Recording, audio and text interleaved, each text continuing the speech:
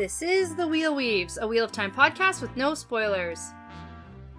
Hey everyone, I'm your host Danny, and I'm the first-time reader going through this series chapter by chapter. As always, there's no spoilers past the chapter we're covering, and that means it's totally safe for first-time readers. I'm joined by my co-host Brett, who's a longtime fan, and he is guiding me on this journey. We'd like to thank and acknowledge our executive producers, Brandy Aaron Kirkwood, Sean McGuire, Yanis, Albert Lorenzo, Light Blinded Fool, Davis Ferreira, and Kristen Gilreath. And before we get into things today, we just want to thank and welcome Katie Friedman and Nano Wizard to the Wheel Weaves Patreon team.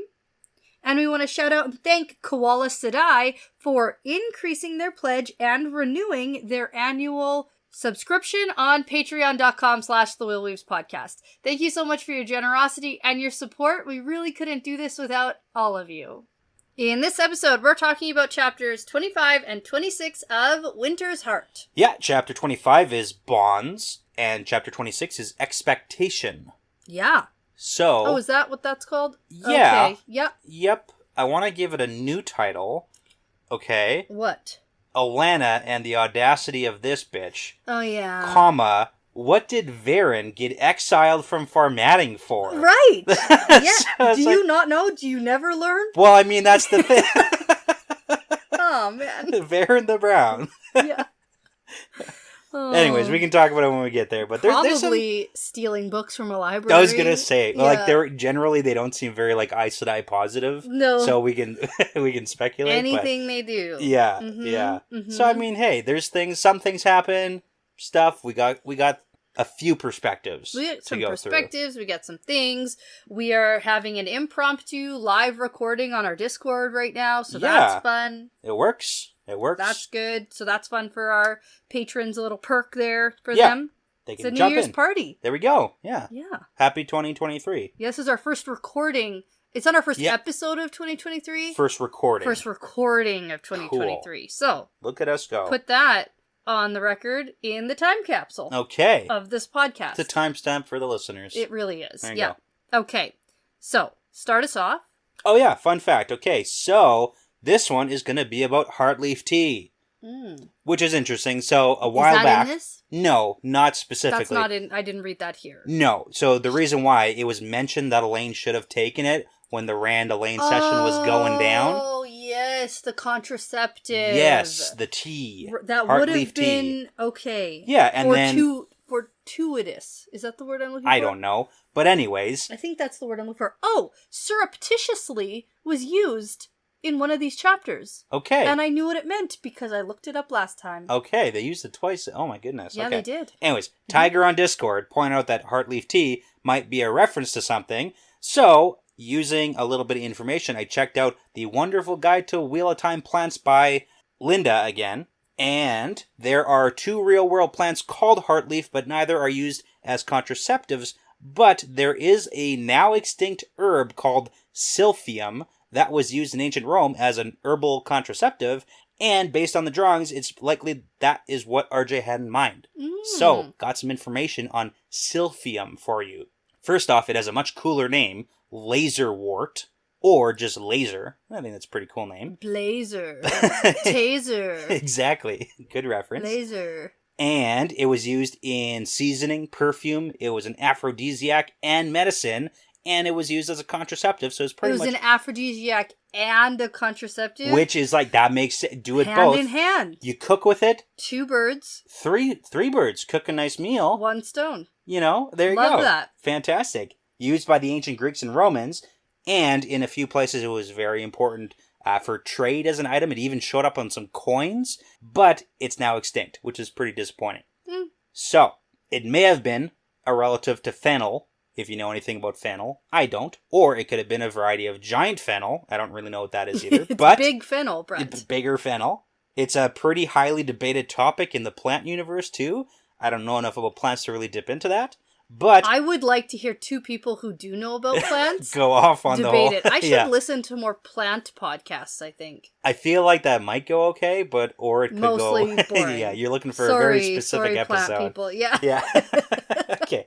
Now you might be asking, how did it go extinct? Because, like, this magical plant that does everything. Oh my goodness. So, apparently, there's some contention in this explanation too, but it may have had a very, very narrow range in modern-day eastern Libya. There could have been overgrazing and overharvesting being primary factors in the extinction.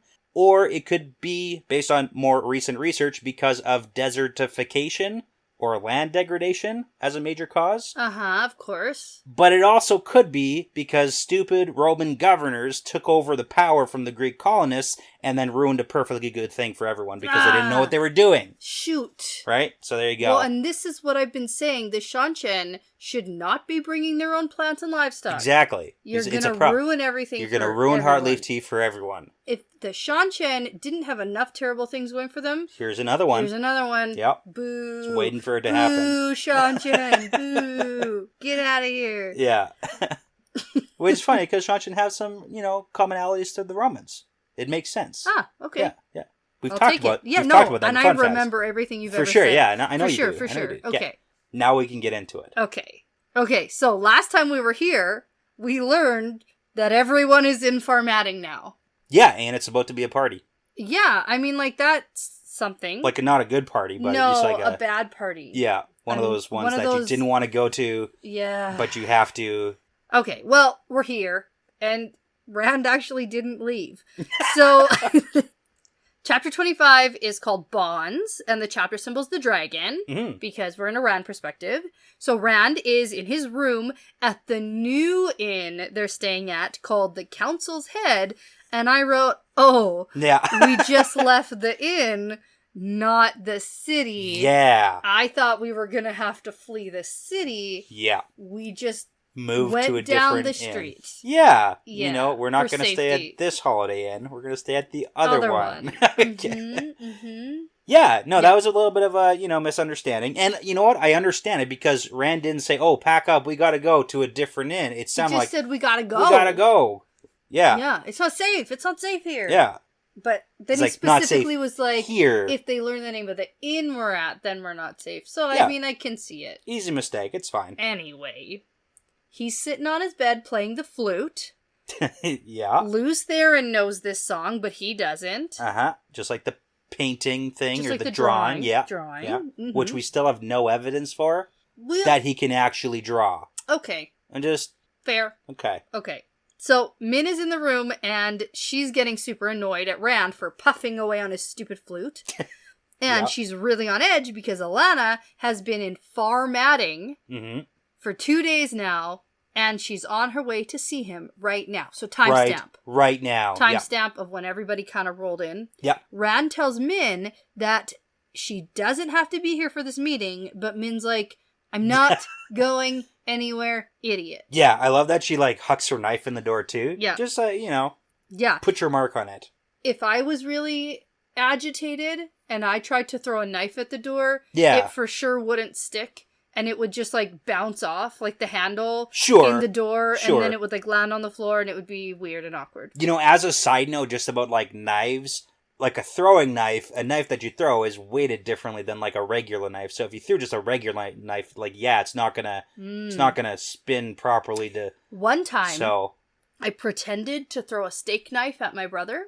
I faked him out across the room and went, ooh. Okay. And then he went, ha-ha. And I was like, ha-ha. But then the blade went flying out of the handle. So you did throw the steak knife. No, I was holding the handle and the blade went flying out. This is why you don't put steak knives in the dishwasher. That's a distinction that I don't think your parents would have cared. And it went across and he was like, oh, it didn't go near him, but he was like, holy shit. I was Sounds like a perfect murder weapon. Oh no, look what happened by accident. It was kind of scary.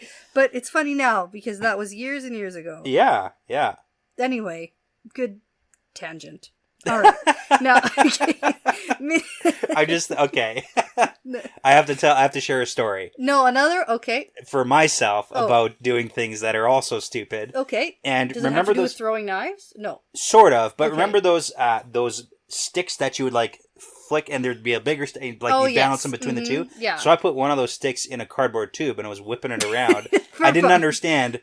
For fun? Yeah. Okay. I didn't understand centrifugal force of it came. I don't know if that's what or you're whatever force about, but sure. that makes it come whipping out of the cardboard tube really hard. I put a hole through a door and I almost hit my brother. So that happened. Okay. Good one. Same but different, but you know. The kids are stupid. Oh man, especially I was me as not a even. kid. I wasn't even a kid. I No. was like a teenager. I was old enough to know I was better. for sure Yeah. not a kid. And the incident with lawn darts. Okay. Anyways. Okay. All right. So Min changes the subject, and she says, "Hey, by the way, I like Olivia." Olivia, yeah. The demone turned free lady. Yes, that one. Okay. The Shanshan lady. Super powerful. But she's going to kill you. Yeah, and she like bites off every word. So, like, she's going to kill you. And Rand is like, no, that's not what you said. That's not what your viewing was. You said she was going to help me die. I love it. Technically, that's not the same thing. He's not wrong. He's not wrong. And Rand starts wondering about how he'll feel about dying and leaving behind Min, Avienda, and Elaine. Yeah. So this is an interesting tidbit. Okay. Because things that Min sees come true. True. Yeah, that's a thing. Okay. So Rand's gonna die.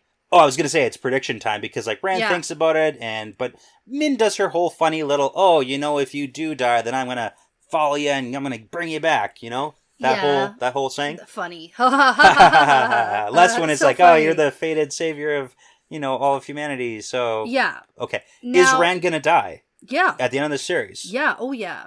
What do you mean? Oh yeah. I feel like I've said this before. Okay. And if I'm gonna explain myself, I'm gonna need to go get shot glasses. You're gonna have to explain yourself. Okay. So this is like kind of a big topic of conversation. Okay, fine. Okay. Yeah. Okay, let's talk for a second. Because the only other significant hero's journey fantasy series that I've read before is Harry Potter. Okay. And in my opinion, before any of the last books came out, I actually had a bet with somebody that Harry would die at the end. Okay. Because I really didn't want him to live. I thought it didn't make any sense. I'm an advocate for the dying to kill the bad guy. Okay. And there was that whole prophecy. It's very similar. Sure. Right? Okay. This sort of neither can live while the other survives. Sure. That's Harry Potter's. Rand's is to live, you must die. Yeah. So, that's also a big part we can't really skip past because clearly that's something that he learned through the doorway. Yeah. Like as one of the answers to the question that he has to believe is true. Yeah. So to live you must die. Yeah. So I think there definitely needs to be and that's actually very similar. That's Harry Potter. This is all very similar. Okay. What actually happens with Harry is he sort of dies and then goes to what's it, purgatory place? I guess so. The train station. The very bright where train station. baby Voldemort is. Yeah, right? yeah, all of that. Okay, so it was very upsetting to me that he didn't die in the end, and then he gets to just go be an old man after he's saved the world from the Dark Lord. Yeah, that was upsetting for me. He's just gonna work at the government or something. It was just unsatisfying. I didn't love that, and so I'm having the same feelings here. Yeah, that I really would like Rand to die. You're very at eager the for end, that. Okay, saving the world. Yeah. Okay. That matters to me. Okay. However, if it's you must die to live later, maybe it means to live again. As, because his soul. The Wheel of Time. The Wheel of Time, whatever. Yeah. So to continue your soul's life patterns. Sure. You have to die now to be reborn in the future. Yeah. I kind of get what you're saying on that one. But also we have. Specifically while killing or murdering or somehow destroying. Yeah. The Dark One. Can we kill? That's another hypothetical question is can you kill the Dark One? Because or do we, is not necessarily, the Dark One isn't specifically a dude. Yeah. Or maybe it's a Wizard of Oz situation. It is a dude. It is a dude behind a curtain or something. And it's just he's got a little bit of technology. But he sets up in Shale Ghul. Okay. Shale Ghul is Oz. That's sure. This is a theory you're going with. Yeah. Okay. Mm-hmm. Some of your theories are good and then some are not your best work. Yeah, I get it. Okay. Okay. I like this. How about we take a pause, get the shots, and then we'll put a bow on that conversation right after. Sure. Yeah. And then we can move on? Yeah. Okay. Okay, and this is pretty good timing, too, because today we picked up a package at the post office. A very cool one. Yes, from Julie, who reached out to me on Instagram because she's friends with Michael Livingston. Yeah, who just had a book published. Who is the author of Origins of the Wheel of Time. Yes. So she asked me if she could send me the book signed by Michael Livingston. And I said, well, yes. Absolutely, you can. That would be lovely. And I said, wow, that's a very generous offer. And so she did. And Michael signed our book to Danny and Brett. It's part of the pattern. It's so great. Yeah, I love that. Yeah. And generously enough, if that wasn't, so lovely. Yeah. She also sent us a lovely postcard from Charleston, South Carolina. Yeah. With a drink. We call it a koozie. Yeah. What do you call it? A cozy? Cozy, yeah. Okay. Yeah. Cozy Contention or koozie. in the cozy universe. Mm-hmm. This one is called a coolzy. Different. From Charleston. And a shot glass from South Carolina. Yeah, very cool. Very pretty, very cool. Okay. And I got you one from our collection, which I just thought was funny. Where's it from? Banff. Yeah. Oh, which is really funny. That's great. So lots of people have been chiming in on the Banff situation. Yeah, because turns out it is. Yeah. I didn't just make it up. No. It's a thing from and X-Men. Somebody specifically, it's like Nightcrawler. Nightcrawler when he Banff's play because he has teleportation. Yeah. So somebody specifically said, Danny, Banff is used more regularly than Zip Zap. Yeah. So, okay. See, like, I knew I didn't make it up in my brain. I just didn't know where it was from. I just didn't know. Yeah, there you go. So I thought that was funny. Okay. So thanks so much to Julie. Yeah, thank you. It's incredible. Okay, cheers. Cheers. Didn't go down as smooth for you that time. Not as nice that time. Okay.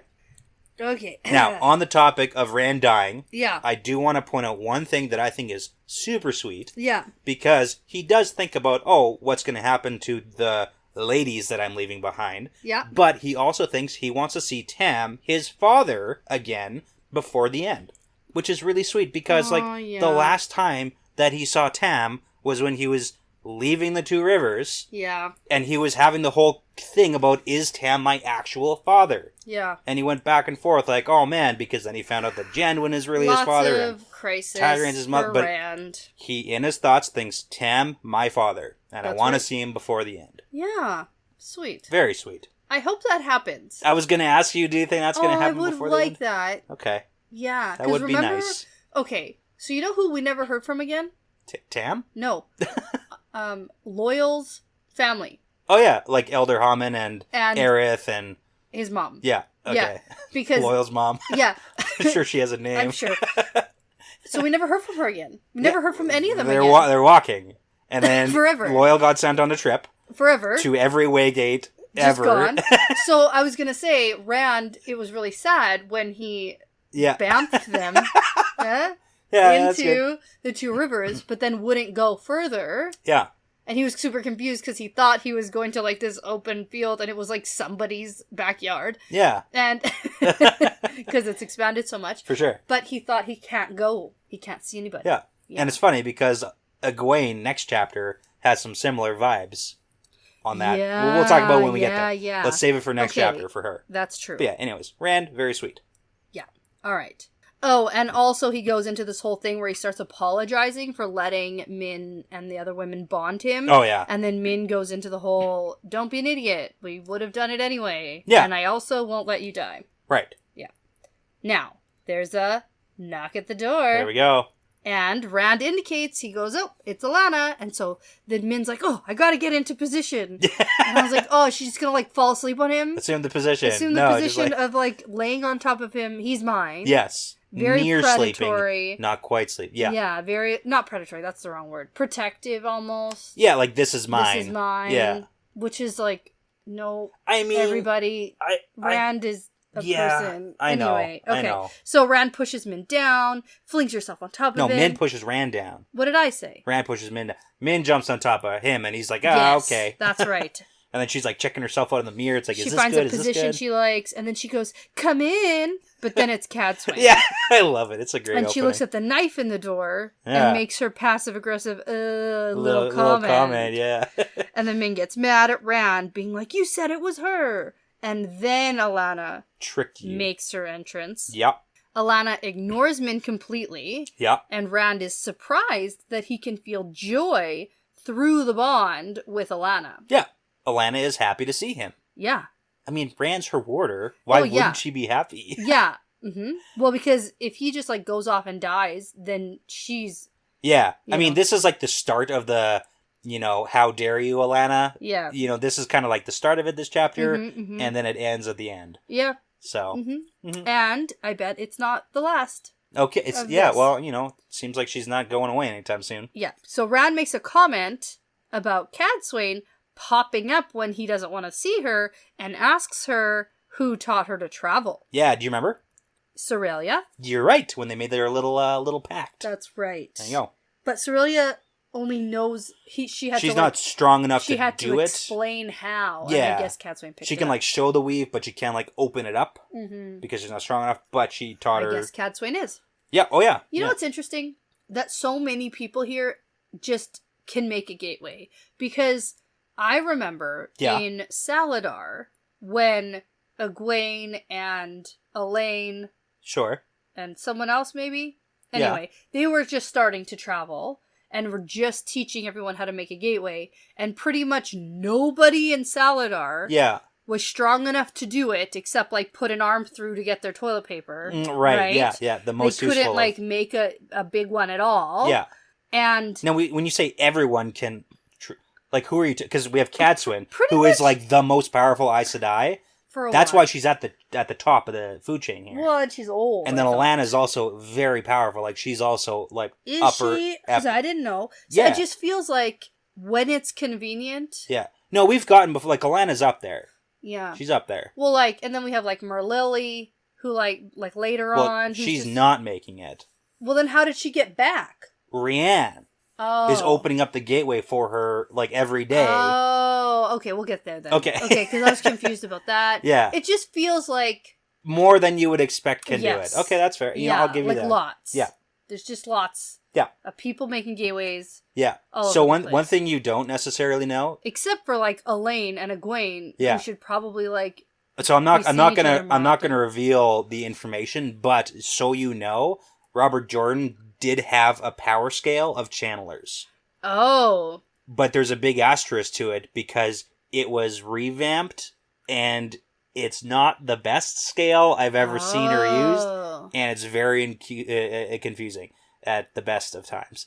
So I'm gonna leave it at that. I don't really Okay. want to go into detail Okay. about how and why and when, but Uh-huh. if you know, and it's it is what it is. Okay, so there were some adjustments made. Yeah, to there's fit plots. There's Is that... there's pluses, there's brackets, there's things. Mm-hmm. It's this person's the most powerful unless they're really sleepy. Yeah. Then. Or it's until you add in other people, and then it's okay, but then we gotta change the power scale. Right. So Because now Nynaeve isn't at the top anymore. yeah, Right. yeah. So that's why I we don't want to have get into. But Olivia, right? there is a scale though. Just There is. So it's not necessarily arbitrary who can do things and who can't. There is a scale. I'm not gonna. You don't get to. I don't see it. even want to. No, I don't I even know. care enough. By the way, I don't have a journal yet. In case anybody's wondering how I'm doing on my resolution. Oh, it's bad. I have it. To be fair, I when don't we have a talked about journal. that, we talked about resolutions take place middle of January, not on the Right. not on Yeah. the 3rd of Jan. You can't Next expect time- me to get it Next together. time I'm out Sure. and remember Yeah. to buy a journal. Perfect. Middle of January, it's possible. Yeah. Okay. Mm-hmm. Yep. All right. It is. Good It's luck. possible. Good luck. This episode comes out almost middle of January, so we'll Okay. see. We'll see. Okay, We'll anyways. see about that. Okay. Now this is where the arguing really starts because Cadswain tells Rand that he still doesn't have any manners. Yeah. And it's none of his business when or where she learned anything. Yeah. And she does tell him that she brought the 5 other Aes Sedai that pledged to him, plus the Sea Folk, plus the Ashaman. Good. And Cadswain says now that she's found him, she's going to send everyone to him so he can deal with it all. Yeah, which is bad because Rand is on a mission right now. Rand's like, no. Don't do that. I don't want any of that to happen. Yeah. Now, this is the first time he mutters an oath, like inappropriate words. Slapped. He doesn't get slapped no, he doesn't yet. get slapped yet. This is the time when he does it, and then she's like, don't do that Don't again. Do that. Mm-hmm. Yeah. But then Rand actually ends up asking Cadsuane nicely to please not tell anybody where I am just yet. Yes, not until he's like ready to leave. Having them all here will make everything so much more difficult. Yeah, and I mean, so Cadsuane's thing coming in when she first met Rand, if you remember that first encounter, her entire thought process is like, push, push, push, and see who we're dealing with. See if he can control the anger and his attitude about things. And she's clearly doing the same thing.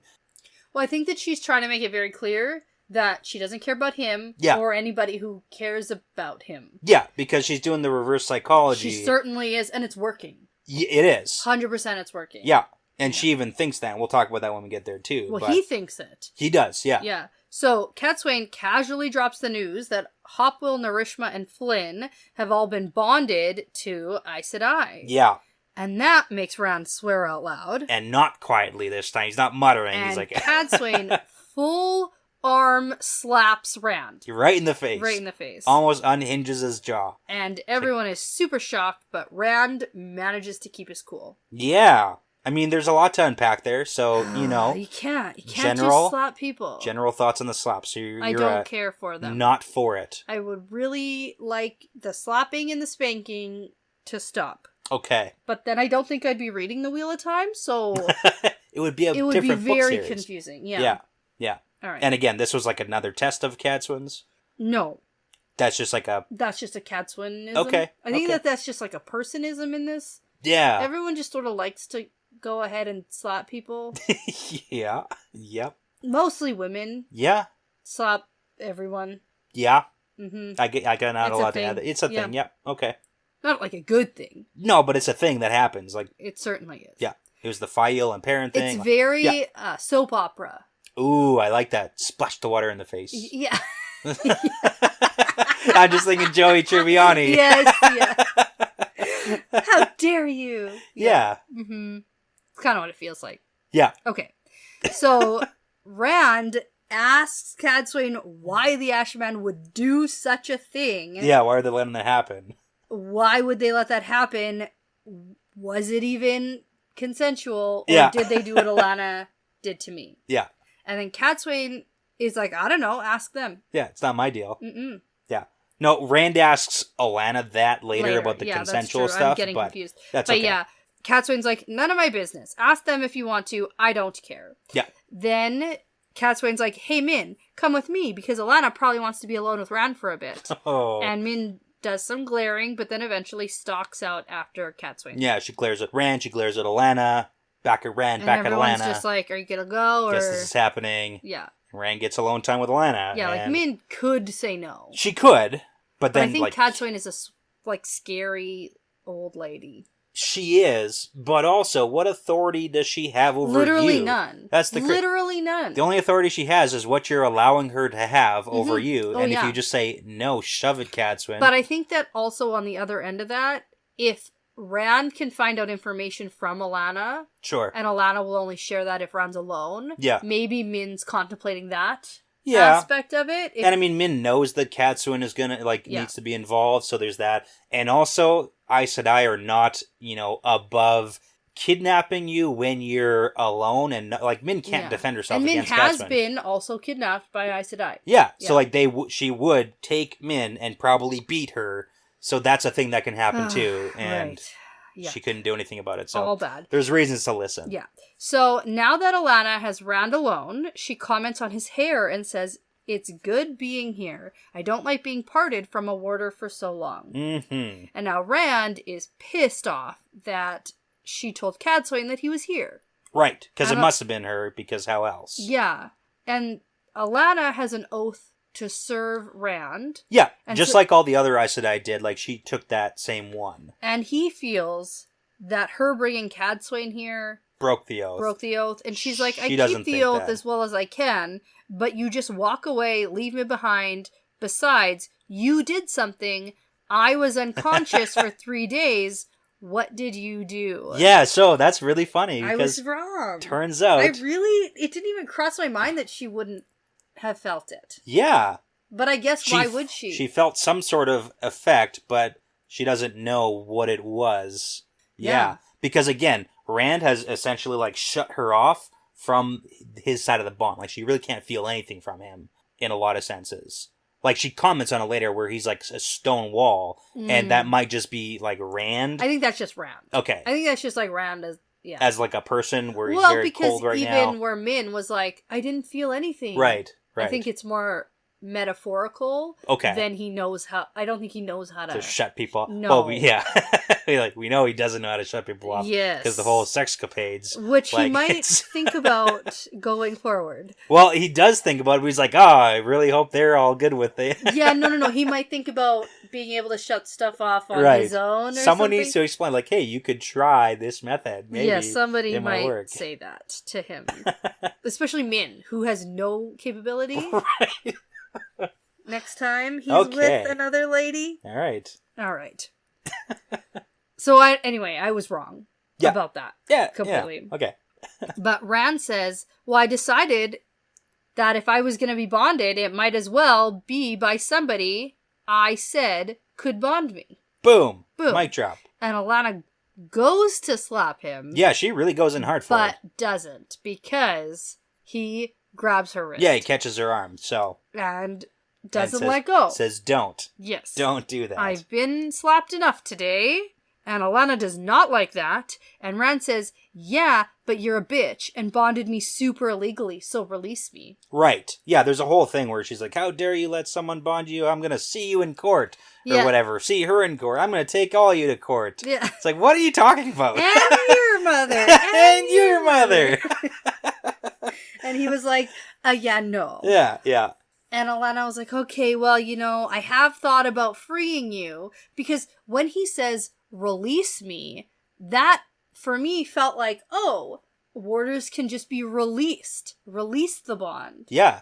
But then she thinks about passing the bond, not just releasing him. Yeah. So, what's the difference? Well, passing a bond would be giving it to somebody else. So Moiraine gives the bond to Morale. Yes. Or here, Alana gives it to Cadsuane. Releasing the bond would be like, you are no longer a warder. Is that something that can happen? Yeah. Okay. Yeah. Because she doesn't even really acknowledge that here. No, but based on conversations, we've seen this as a thing that can happen. Okay. And it's not done very often, but it can happen. You can release a warder. Okay. Well, she says, I thought about freeing you. I even asked Cadsuane to let me pass the bond to her, but she said no, so you are mine. And then Rand thinks, Cadsuane, ew, gross. Yeah. So, I guess, should we give Cadsuane some points for saying no? No. Okay. Well, because, No. I think that is a lot of responsibility that she doesn't want. For sure. Well, she already knows, Rand severely mistrusts Aes Sedai, not just from the kidnapping and the bond. No. But... And she also doesn't want to be bonded to Rand. She wants control over someone who is. Yeah. But she doesn't want that responsibility. She does, not maybe no responsibility, but she doesn't want to have that, knot of emotions inside her head. And, and to have to deal with, there's a lot of things teenage, angsty Rand. And hey, he's not a teenager anymore. He's 20 and a half or something. Yeah. Maybe almost 22 21. or something, I thought. Not even. Yeah. I thought they started at 20. Nah, they started 18-ish, 18, There's 19. no birthdays. Yeah, who's to say? 18, 19, so he's maybe around 21-ish. But anyways. Oh. I thought he started at 20, no? No, 18. Yeah, okay. 18, 19. Okay. Because Wayne started about 16, 17. Okay. So. Okay. Anyways, that's not really that important. No, anyway, so no. I don't think that she gets any points. I think that she's very self-interested. Okay. Yeah. As all Aes Sedai are. Absolutely. Yeah. So Alana is fine, who bonded you? Yeah. Because if she's capable, I'll let her have you. Yeah. And then Rand doesn't answer, because he doesn't want anyone to know about the Avienda, Elaine, Min situation. Which is fair, because that'd be super dangerous. Well, That's he not thinks good. about protecting them from some kind of persecution from the White Tower. Yeah. Because he wonders, like, For sure. Well, the it's legalities. well, and also, if they know that these three are bonded, then it's just like, take them, and then you have control over Rand. Yeah, bad news. Same way with the whole Elaine baby situation next chapter. Yeah. Same deal. Okay. So he changes the subject back to Cadsuane and why she's here in Farmatting. Alana tells him that she learned that Cadsuane and Varen were coming here, so she had to beg to come along. She didn't know Rand was in the city until they stepped out of the gateway, because she just sort of felt that he was vaguely to the south. Yeah. She also mentions that Cadsuane taught her traveling, so Rand won't be able to avoid her as easily in the future. Yeah, so there's two things happening here. One is it sounds, from Alana's point of view, like it's almost coincidence that they're all here in Farmatting, but kind of based on next chapter, or next perspective with Varen, probably not just total coincidence that Rand's here and they're showing up here. Right. But they played it for Alana to make it seem like, oh, it just so happens that we're going this way. Yeah. And then get her to come along. So, because Cadsuane has the line about, like, oh, we don't want to let Alana know too much, etc., etc. Right. But, anyways. And yeah, Alana knows traveling, so she's going to follow Rand. There's that. There you go. Well, as much as she can. Yeah. Yeah. Yeah, she because, can't, like she said, when he left, yeah. she could feel he was vaguely to the south. Like, Well, and you could travel to the south, and then like, oh, where is he now? And then like travel again, like, and then yes, travel again. Feels pretty desperate. I mean, yeah, but like if somebody really doesn't want to be around you. I don't know if you know about Alana, but she's in general, she's pretty desperate. Okay, that's true. All right, and then at this point, Rand asks about the Aes Sedai bonding the Ashaman, if they did the same thing Alana did to him. Yeah. And she says, well, I don't think so. She heard Maurice asking Narishma for permission. Yep. And she didn't specifically, like, pressure him from what it sounds like. Yeah. So I guess the bar is so low that that's what we're going for right now. Well, she knows that these three Ashaman were afraid to go back to the Black Tower because they might be blamed in the attack against Rand. Yeah. And if they ran, they'd be hunted down as deserters. So they turned to the Aes Sedai. And Alana's like, of course they turned to the Aes Sedai. Well, if you remember, Cadsuane was talking about how she had to, like, blackmail the three Ashaman. Yeah, blackmail. So, blackmail in the sense of could have just, like, painting the picture, like, this is the situation you guys are in, and the only one who's going to protect you is me from all these evil things. Maybe. And they do have a good point, where going back to the tower, probably not very safe. Like, the Black Tower, probably not very safe. And they for sure would be put on the deserters list if they just ran away afterwards. Yeah. So. And if they're just going to hang out in Kyrian but have no idea where Rand is, they don't really have much direction. Right. So Cadsuane just used her influence. Definitely. I was about to say they were heavily influenced, I think. Yeah. Yeah. And then Alana says, oh, and wonderful news. Yeah, by the way. Yeah. Do you like how I used the chapter title? Wonderful news? Oh, yeah. Okay. The wonderful news is that he can... That was great. Heal. Okay. So, Flynn discovered a way to heal stilling. So, those bitches you stilled at Dumais Wells are now channelers again. Yay! Great. Isn't that great news, Rand? We did it. And I'm surprised that Rand has, like, no reaction to this. He doesn't have a reaction to anything right now, though. No, but that's like a... Anyway, because she's like, okay... She wraps it all up in the same package. She's like, okay, they're channelers again, and all of the Aes Sedai in the Aiel camp have finally sworn fealty to you, even the Reds. Everyone. And he's like, what? Okay. What are you talking about? And then we get a little bit of a tip that the ones who are here, the Aes Sedai who swore to Rand, were not allowed to bring their warders, but they came anyway. Yes. And remember last episode, I was like, why are they short warders? Yeah, they didn't come. Why. Yeah, there you go. They weren't allowed. Cadsuane. Yeah, no thanks. So Alana says that Rand needs the Aes Sedai. It's a lot of Alana ranting at Rand about what he needs to do. And oh, well, it's very Aes Sedai of her. I mean, usually Aes Sedai are like a little bit... No, they are not. They are absolutely not. They're supposed to be but better. But they never are. Yeah. Never. Maybe Moraine, like maybe. And even then, it took her so long to learn how to actually... What if you just, like, talk at them long enough? Tell them, you need me, you need my help. Oh, no, that's all Moraine did for... Yeah, for a while. For, like, 4.5 books. Yeah. And then for half a book she learned, and then she disappeared. Right. I like how you said disappeared. That's good. Yeah. Okay. Okay, so Alana tells Rand his hold on the nations is not super secure, and she really tries her best to explain that Aes Sedai can help him, and it's in his best interest to get help. Yeah, she has some points. So Dobrin and Kyrian isn't super liked by everybody, and Toram Riotin, that guy, he might still cause problems if he shows up again. Darlin isn't here, but the rebels haven't come out of the Had and Murk yet. And then Elaine doesn't even have Andor yet, and she wants to do everything alone. Right. And we do know that that's, it's all true. It is, but Alana's point where she's like, oh, the Aes Sedai are so good at negotiating and have so much power and stuff. And it's like, we know that not to be true, especially now. Right. It's gotten worse. Now.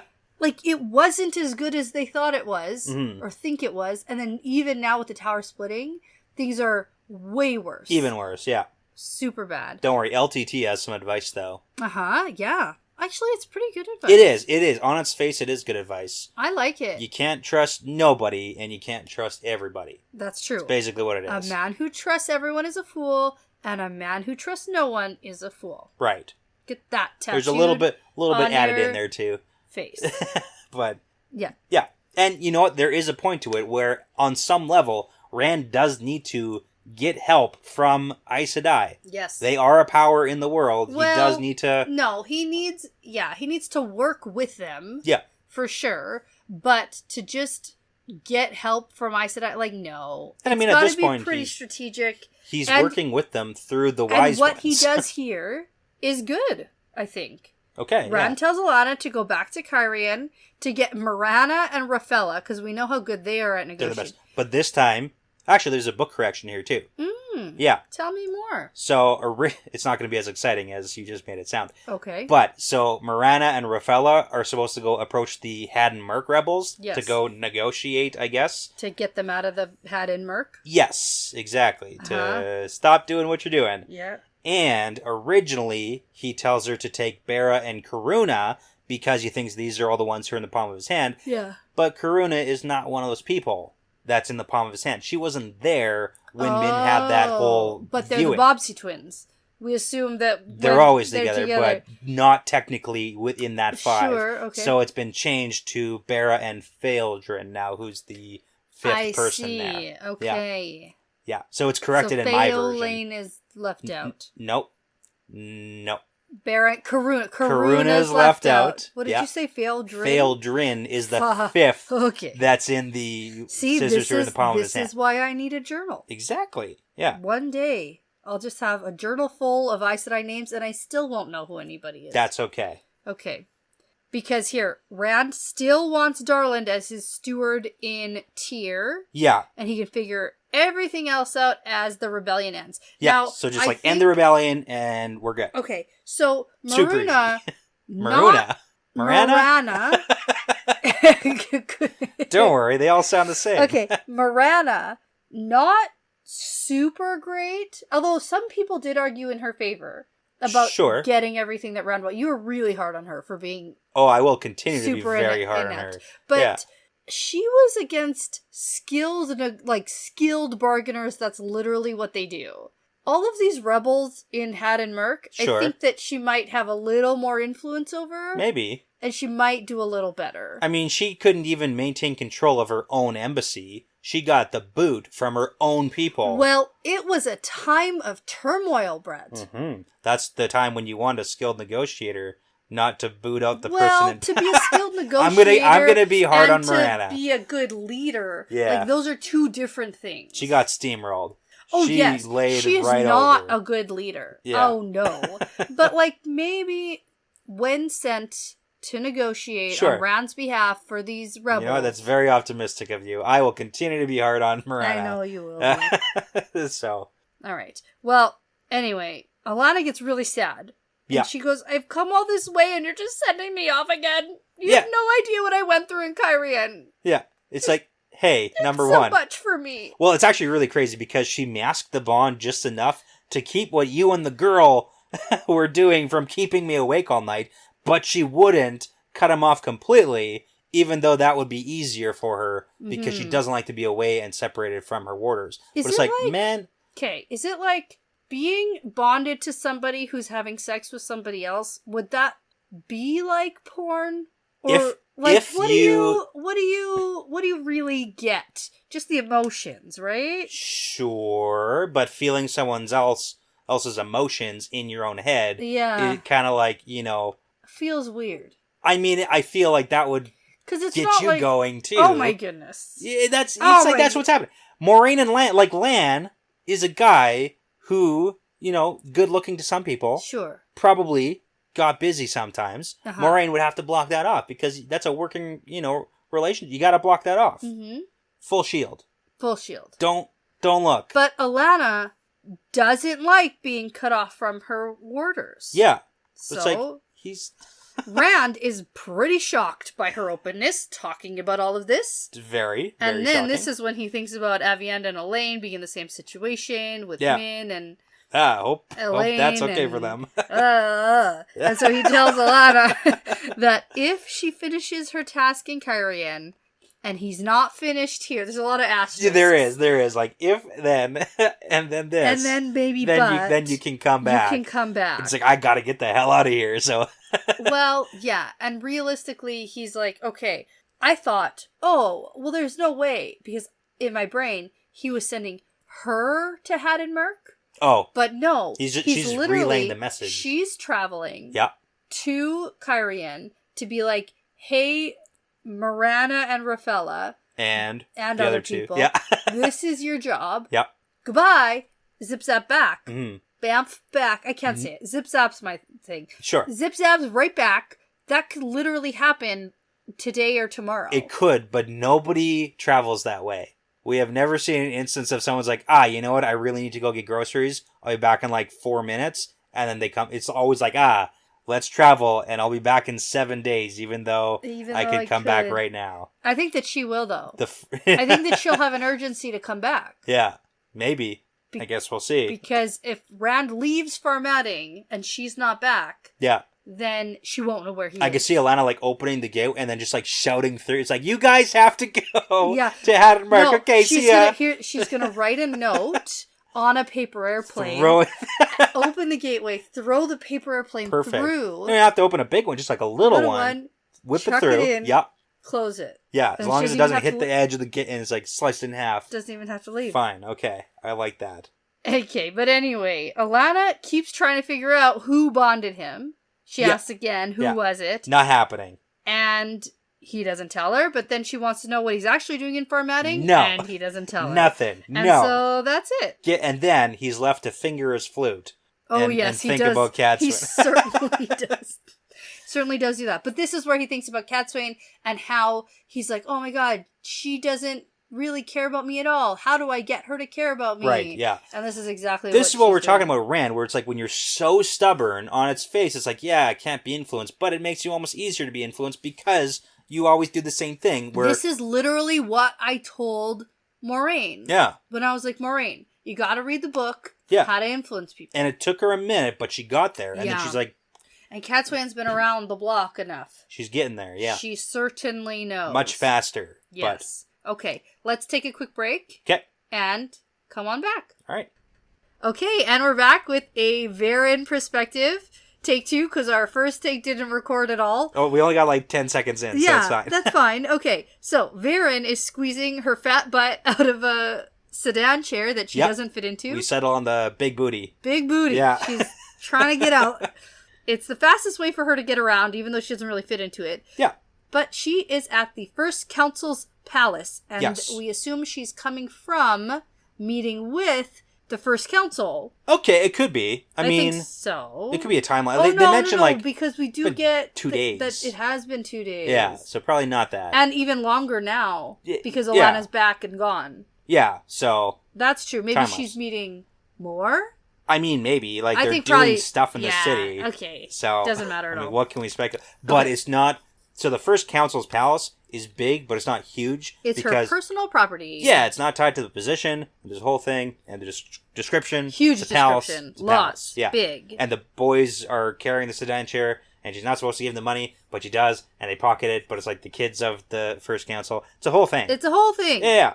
It's good. And now, Varen has to be careful to make sure that the council doesn't learn about her deception, because she assumes the warrants for Varen Mathuan's exile are still a thing. Yep. Kind of this hush-hush thing that Farmatting has about Aes Sedai when it comes to them being we know alive in the city. They're kind of like Tyr, I imagine, because Tyr bundles up girls and ships them off. They're like, we don't want to talk about Aes Sedai. Right, yes. And Farmatting clearly has some issues with channelers here, because you can't channel here. Yeah, they have a feeling about it. They got a feeling some kind of way. So the real question is, like, what the hell did Varen do? They also have a big freaking compass that's like, channel her that way. That way, get them. Get them. Or just like, look out, because, well, I mean, they can't channel out here. Yeah, but like, what's be the careful. point of that? Like, what do? They go... Because you got to be alert. You got to be on guard. Who's that? Who's this? What's that? I just don't understand, you know? Well, that's the thing they talked about when they're like, literally what other powers? Have people employed 24/7 to sit and watch this thing case people channel outside the borders. Here's the thing. You have non-channelers who don't really know the full effects of the Terangreal using the Terangreal the way they know it works, but we literally had the monologue of Varen and Cadsuane. They're all talking like, oh, what else can it do? We don't know. We'd love to study it, but we can't. Because we can't channel Because there's probably more effects there's probably a purpose to all of this. Yeah. Right? Well, I'm pointing in the direction that someone that is channeling. Yeah. Obviously used to have a bigger significance in, like, the breaking times. Yeah, because they're like, man, that way, get him! Get him! Yeah. Exactly. Literally that. And now, it doesn't seem as useful. Not quite. Yep. Okay. That's a thing. Okay. More importantly, what did Varen do to get exiled? Oh, yeah. And, I mean, she's pretty old, so that's the whole deception. Like, people, when it happened, probably aren't still alive. Well, this is what you said last time, too. Yeah. Where you were like, there's no paper IDs here. Yeah. There's no card. I am not Varen. Have to show at the liquor store. Yeah. It's just, you say whatever name you want. I'm Edwina. That's my real name. You can call me that. And everyone's like, good, yes. Good. Anyways, we settle on book stealing. Probably. Right? Yeah. It's got to be something good. Yeah. All right, so Varen finds Cadsuane sitting in a room with Elsa. Yes. Do you remember who else is? Well, in the chapter, it told me that she's a green. Well, yeah, so she's one of the 5, Dad sang. Okay. So the most surprising probably thing that we know about her is, remember when Rand was asking each one of them, like, why are you choosing to swear to me? Mm-hmm. Yeah, and each gave their own little answer. And hers was the most surprising to him in the delivery, because she, like, sank to her knees and gazes up at Rand. And there's lots of images, but Min can't really figure any of them out. And then she says, you are the Dragon Reborn. You must be there for the last battle. And I have to help you be there. Whatever's necessary, I'll do it. And then she flings herself down on the ground. So it's, like, very dramatic. So we know that Varen's weave worked a little more too good on her than others, perhaps. And you know, they have to find their own way, and she's a green, so like the green, those are the last battles. I said that. Yeah, but she was like the most dramatic of all. Very dramatic. Yeah. Okay, but right now she's very angry and dramatic. You could say that she's dramatic. She's just a dramatic person. Yeah, I think that's actually what it comes down to. Sounds like so it. she's like basically yelling at Cadsuane for letting Alana leave, which is a bold move at all. She's like, how will we ever find him? Yeah. It's like, they already did. Yeah. They already found him, and you just weren't involved. Yeah, and like there's the relation, like they have that settled. Yes. It doesn't sound like Rand's going to disappear. Cadsuane is doing that thing where she's super rude and barely paying attention to the person who's very upset. Oh, and she clearly has her mirror set up again, too. Oh, I know. I was actually... Yeah, I noted that. But Cadsuane tells Elsa that she can just wait till Alana comes back. Yeah. But she keeps ranting, and Cadsuane finally just dismisses her. And now, once Elsa's gone, Varen starts making some tea and asks, was it wise to let Alana go? But then Cadsuane's like, well, I couldn't really stop her without letting Rand know more than he should. Yeah. Yeah. And then Varen is like, well, do you have any idea why Rand came to Farmatting? And maybe we should try to stop him from doing something super dangerous here? Yeah, because they still don't know his super crazy plan, and it is pretty crazy. Oh, it's nuts. So, I mean, I'm kind of siding with Varen, too. Like, maybe we should play some defense here?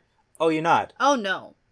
No. We're just letting Rand do whatever he wants all the time. 100%. Okay. Yeah. All right. Because... I mean, that's one way to do it. Cadsuane does have a really decent plan here. As much as she gets under my skin, Okay. I really give her props for her plan. Okay. Because she has one goal, and she is not going to get sidetracked from her goal. Because it would be really easy for her to launch into this other plan that other people want her to do. So obviously, when you say her plan being like get Rand to come to me, okay, and then I'm gonna teach him how to laugh and cry because like, I'm so emotional myself. Yeah, I'm so good at teaching I'm so good at being emotional. I'm gonna berate him so much that he breaks down. I'm gonna be so mean. Yeah. Slap him enough. Yes. I don't know. I don't really know what her plan is for teaching him to laugh and cry. I don't know that she knows, but step 1 is relationship, and then step 2 is forthcoming. Yes, and so she's not getting distracted by that, because the second she tries to step in and control what he's doing, she loses him. He's gonna shut down. And she knows that. Yeah, okay. And she's right. All right, I'll give you that. Okay, but Cadsuane is like, nope, Rand can do whatever he wants as long as he's gonna reach Tarmangaiden. Yeah, so that's the plan, because Rand's a stubborn butthead, and there we go. He certainly is a stubborn butthead. Yeah. Yeah, because we need to wait for Rand to come to us. Yeah, there you go. Oh, and then this is when she's like, I need to teach him how to laugh and cry again, because he's turning into stone. Right, yeah. And so, it's super interesting. She even says at one point, I'm just confiding so much right now. Oh my goodness, what am I even saying? Mm-hmm. Like at one point, and Varen's like, oh, she's actually opening up to me. Yeah. Okay. Yeah. Because grandmotherly old even Varen. Cadsuane needs someone to confide in once in a while. Yeah, that makes sense. And then probably the best thing happens of this chapter. Varen's reaction. Oh, Varen, right. Yes, because... Oh, well, no. Okay, now we're jumping all over the place because, full disclosure, I spilled wine all over the couch halfway through talking about this, and now we don't know where we are. Okay. So, Min told Rand that he needs Cadsuane. And that's what Cadsuane got out of Min during their little meeting. And Cadsuane tells Varen that happened. That's happened. Yeah, so now Varen knows that Min kind of told Cadsuane that she told Rand that Rand needs Cadsuane. And so Cadsuane knows that Rand needs her. Yeah. She knows that Rand knows. The messer becomes the messy. So she's like, I gotta wait. Yeah. Bide my time. He will come to me. That's right. Soon. Yeah. Okay. And now Varen, who's filling up the cups of tea, tucks away a small unopened black vial into her pouch and thinks, it's good to be sure of Cadsuane at last. Mm-hmm. And then asks, do you take honey? I can never remember. Puts on her intentionally confused. I'm so befuddled. Okay, I'm Varen. Go. Explain the vial. Go. Okay, so remember, if you'll remember back. Mm-hmm. That's what I usually say. Yeah, no, it's my turn to say it. Uh-huh. Varen was getting some sleeping medicine from Sorelia. Yeah. And Cadsuane was like, oh, Varen must not be sleeping very well. Mm-hmm. None of us are sleeping well. Exactly. And Sorelia was like, only 1 drop, because more than that will kill you. Yes. Yeah. Or whatever. A few drops too many and you die. Uh-huh. And I said, I bet not. Be on the lookout for Varen. I said it. I caught it and I said it. And this is my gold star. Okay. This is my moment. Yeah, so what was she going to do? She was going to drug Cadsuane. Not just drug. She was going to murder her. Murder her? Or just put her to sleep. Well, it depends what it depends. Ah, there we go. Depends on. Okay. It depends what she was going to say. I mean, it sounds pretty nefarious. She was either going to put her to sleep for a little bit. To like what? I don't know. Or is she offing Cadsuane? Or is she offing Cadsuane? Because Varen's entire thing is like, let's protect Rand. Why she was exiled? Because she murdered someone? Oh. How often? How many drops and how did they figure that out? How often does Varen murder someone? Yeah. Well, it's interesting. At one point in this chapter, Varen thinks like she doesn't want to get a judicial flogging. So possibly whatever the punishment for... like whatever that would be the punishment for, We don't really know the severity of... Judicial flogging. Yeah. That's my favorite. Those are my favorite 2 words ever together. Yeah. Uh-huh. It's not just like one of your regular for-nothing floggings. It's like handing out a sentence. Judicial flogging. Yes. The lawyers in the crowd should like that. Mm-hmm. More than a regular flogging. I always say bring them back. Yeah. Let's get more of those judicial... I can name at least a few people... in a public. Who deserve a public judicial flogging, yeah. In a square. Bring back the thing where you put them in the thing and you throw tomatoes at them when their hands and their head are stuck in the thing, and I could just throw like a cabbage. Whole cabbage. They bust apart. Right, so, yeah. right. They explode, yeah. Yeah, great. Good a piece of salmon or something, Is uncooked salmon. What is that? I don't know what that's called. I don't actually really know the name. Go to the Discord, they'll know. The thing where you gallows? No, the gallows is the framework. Where you get hanged? Generally where you would get hanged. Stockades. There you go. Okay. See, the Discord knew. Okay, there you go. Okay. Bring back stockades. Tandy in The Last Man Standing had to be in those. And it actually looked very uncomfortable. It did. It looked terrible. They left him in there for a while, though. Yeah, they really punished him quite a bit. Yeah. And I'm not saying you need to keep him in there for like... And if you haven't seen Last Man Standing... hour 45, You really need to. Will Forte is a treasure. If you want to know my sense of humor... It's him in that show. That's my next podcast. Yeah. Is to break down The Last Man Standing. I know. Because there isn't one. Yeah. I should reach out to Will Forte, see if he wants to do a podcast with us. That would be great. Yeah. That is a life goal right there. Those guys are just their names at apple.com. There you go. That's how we know. A lot of stuff happening. At Google/whatever. Okay. Right. Okay. Anyway, so Varen was either going to put Catswin to sleep or murder her.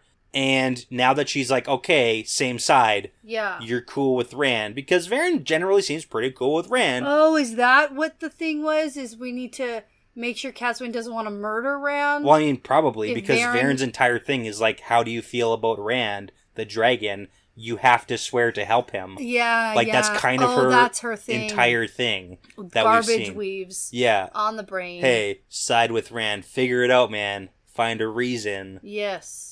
To same-side it. Mm-hmm, so, yeah. Okay. That took a while for this chapter. Yeah. I'm happy with it. There's a lot. We got a lot out of that. Yeah. Not as much happens next chapter.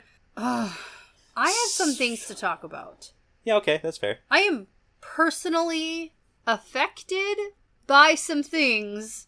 I'm triggered, okay? Okay. I'm triggered. As a previously pregnant person... I'm trying to think back to... I'm a little bit triggered. And then you were like, oh, don't let anyone know that Brett's the father, so I'm going to get my captain of the guard who's to pretend secretly a dark friend. I'm going to start winking at him a lot.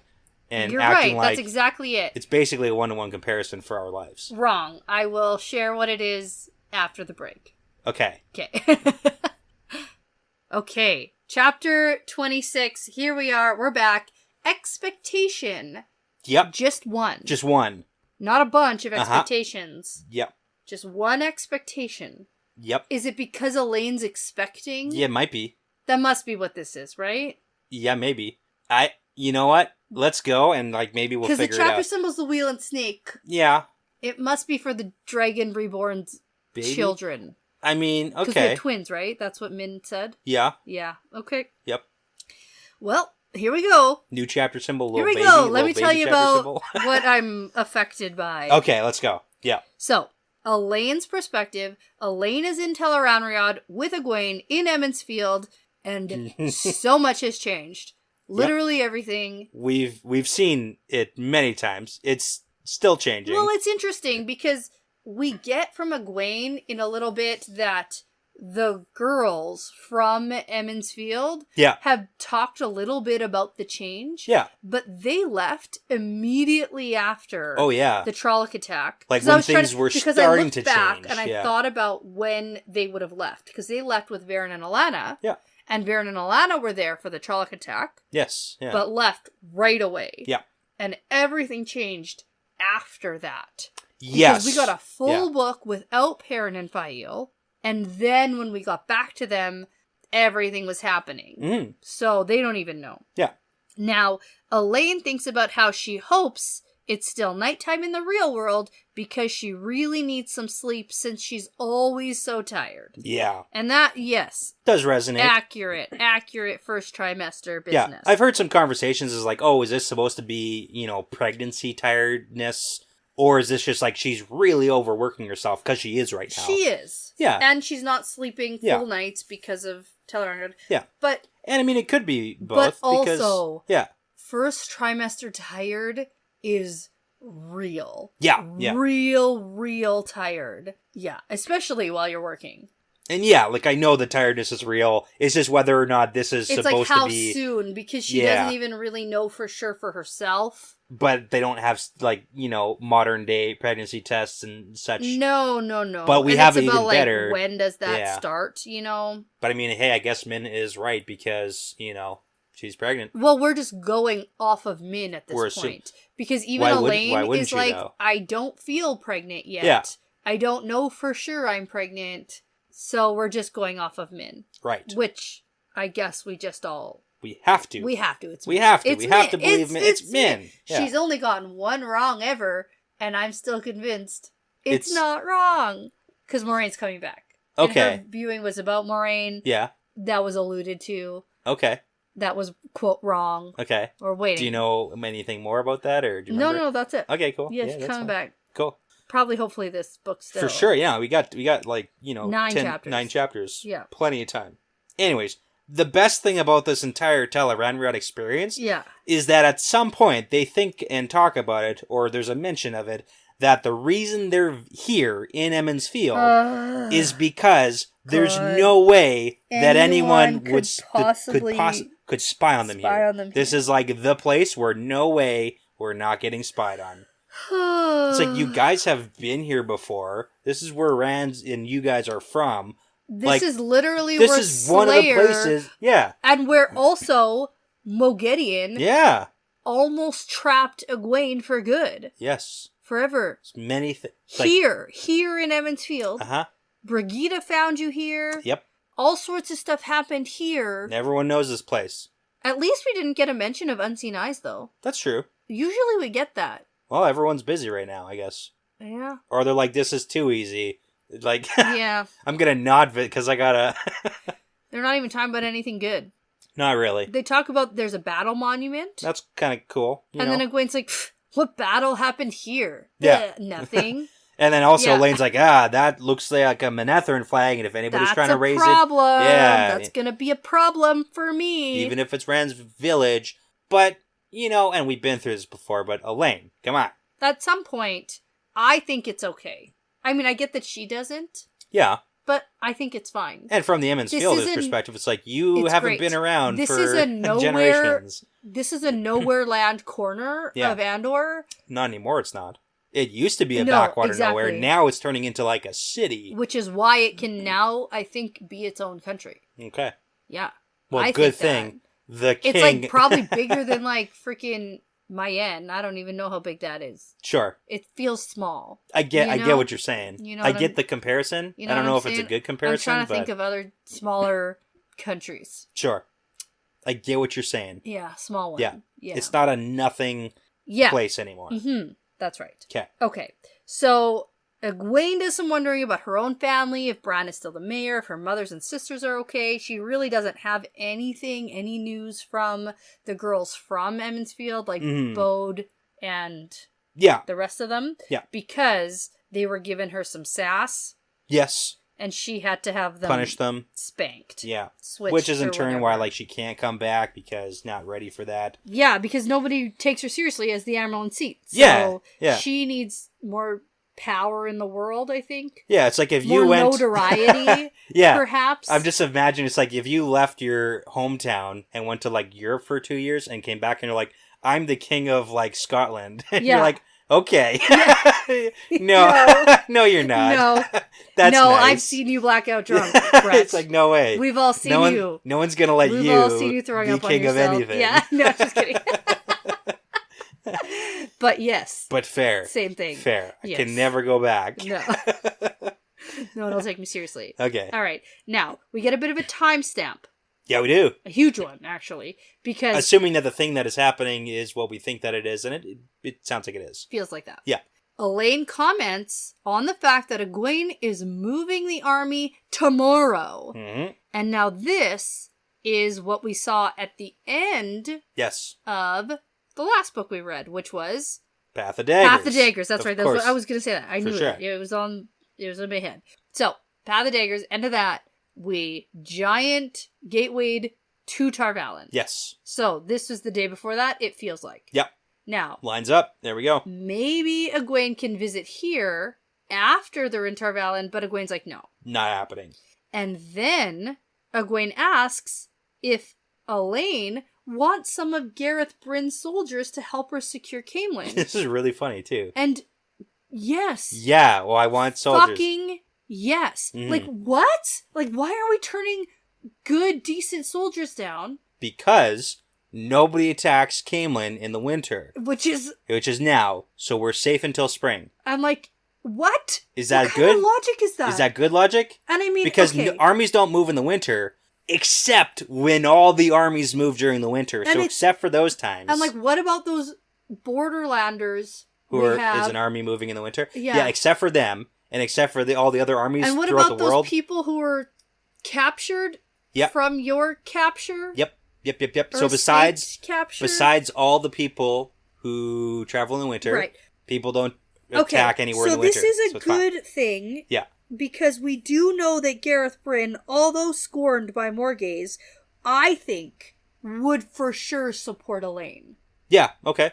But now, here's the thing. He was a a little bit ambivalent towards, well... I know. Yeah. But now that Morgaze isn't there, and Elaine is, Okay. I think that he would probably feel some sort of personal duty to Elaine. Okay, that's fair. I think. But let's hold on for a second, Egwene, for offering up your soldiers. She doesn't have a ton. Because you don't have half as many as he would want. Yeah. And you're literally going tomorrow. But he's ready to begin the attack. No, I know. Yeah. But how many is she offering up to hold Caemlyn? How many would you really need? Yeah, But, I mean... don't sacrifice for yourself right now. I get it.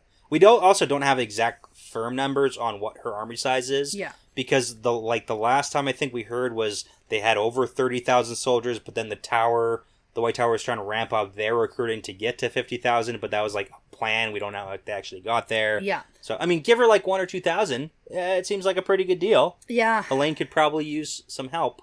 But don't worry. Yeah. They're not going to be attacked till spring. Well, that's certainly what she says. Yeah. What do you think? Is this bad? Yeah, it's bad. Okay. Yeah, oh yeah, it's bad. Also, Egwene shouldn't give up soldiers right now. Okay. I think probably more is better. Just saying. Yeah. Okay. Now, Egwene has some hard decisions to make about this Tarvalon invasion. Mm-hmm.